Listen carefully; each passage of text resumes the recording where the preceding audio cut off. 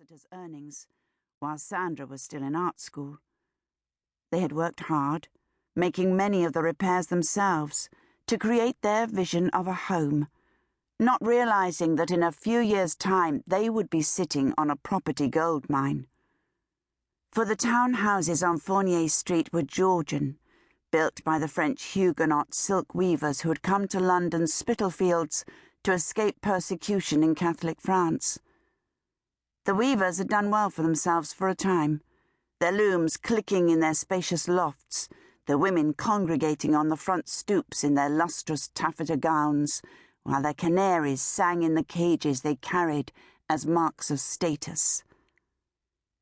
But cheap calico imports from India had threatened the weaver's livelihood, and the invention of the mechanized loom had sounded its death knell. New waves of immigrants had followed the Huguenots, the Jews, the Irish, the Bangladeshis, the Somalis, but none had prospered as the Huguenots had done, and the houses had sunk into a long, slow decay. Until now. Despite the recession, the city was moving relentlessly eastwards, encroaching on Spitalfields, bringing a new wave of immigrants.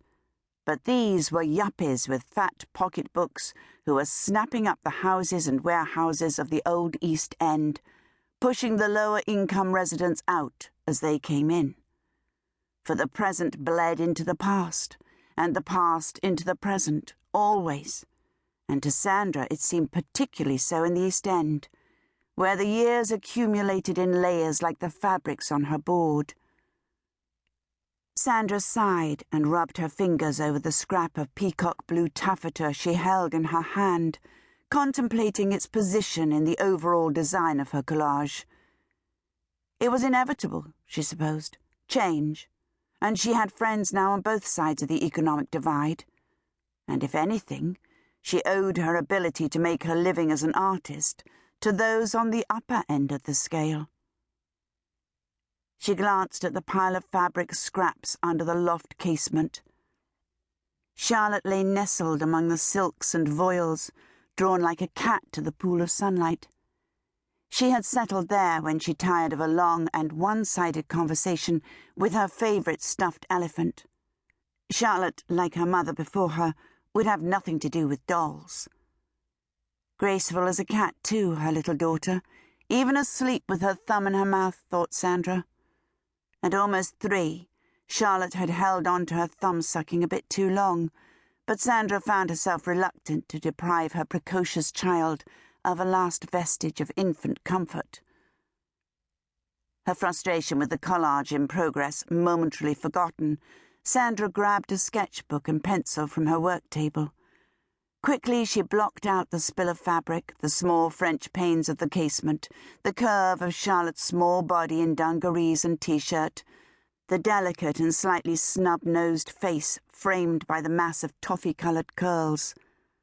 The sketch cried out for colour, and Sandra exchanged her number 2 for a handful of coloured pencils pulled from a chipped silver Jubilee mug, a flea market treasure kept for its accidental misspelling of the Duke of Edinburgh's name. Red for the dungarees, pink for the T-shirt, bright blues and greens for the puddled silks, warm brown for the polished floorboards.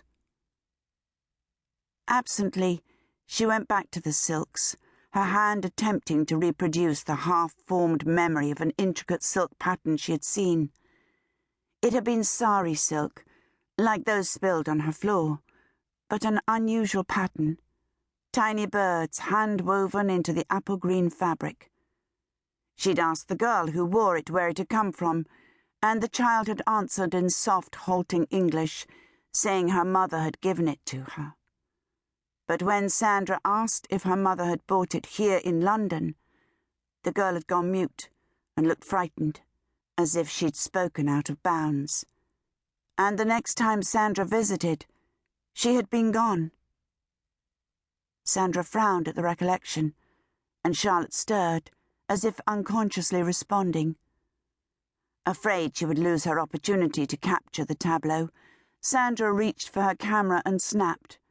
She checked the image, nodding as she saw Charlotte's sleeping face framed by silk, timeless now.